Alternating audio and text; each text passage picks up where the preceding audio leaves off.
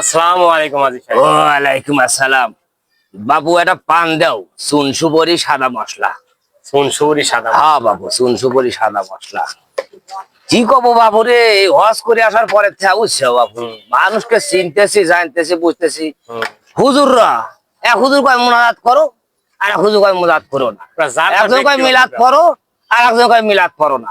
হুজুর কয় ওদের ভেজাল, ও আর কেউ দাম দেয় না। আমরা হজ করেছি বাবু, আমার সম্মান আল্লাহ সব জায়গায় কথা বলছো বাবু, সব জায়গায় আছে ওরা ব্যাপার যার তার ব্যক্তিগত ব্যাপার। ওই বাবু এই তেইরকমই সমাজে তেইরকমই বাবু। কাকো পানের তাহা হ্যাঁ যেমনে বাবু তেমনে, তুমি লেখলে বাবুরে লিখতে লিখতে তো খাতায় জায়গাই নাই। আরে বাবু ইনশাআল্লাহ এক সময় দিয়ে দেবো। আমার খাতা জায়গাই তো দেবনে বাবু, দেবনে দেবো না বাবু, আপনি দেবো হাতে আইছেন ওইলা আইল ঠেলা যে লিখতে লিখতে খাতা জায়গাই নাই।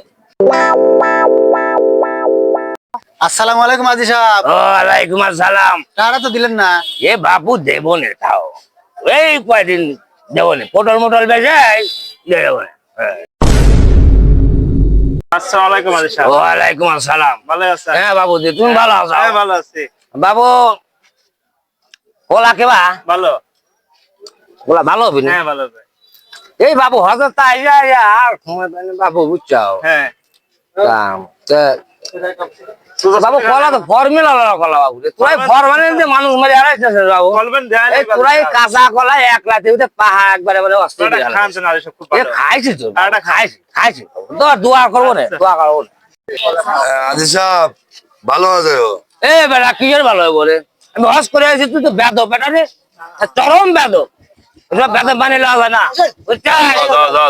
বুঝছি বাবু, বুঝছি বাবু, তো চিনি বাবু আমি। হ্যাঁ যাও, তুমি যাও ভাগো।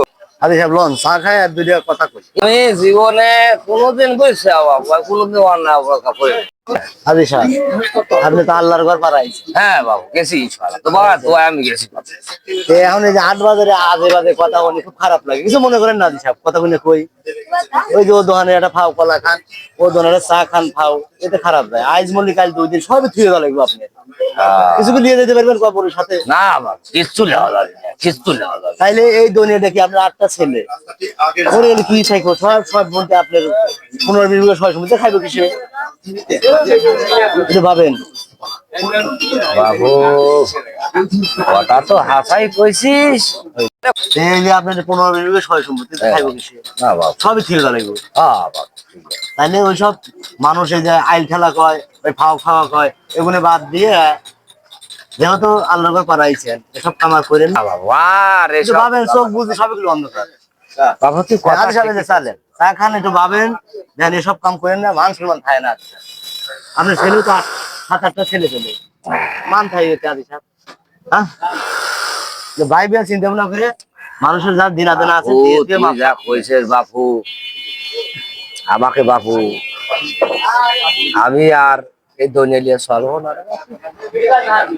আমি ভালো হয় বাবু, বাবু আমি এই বাজারের যত দিন পাচ্ছে সব দিন এই তো।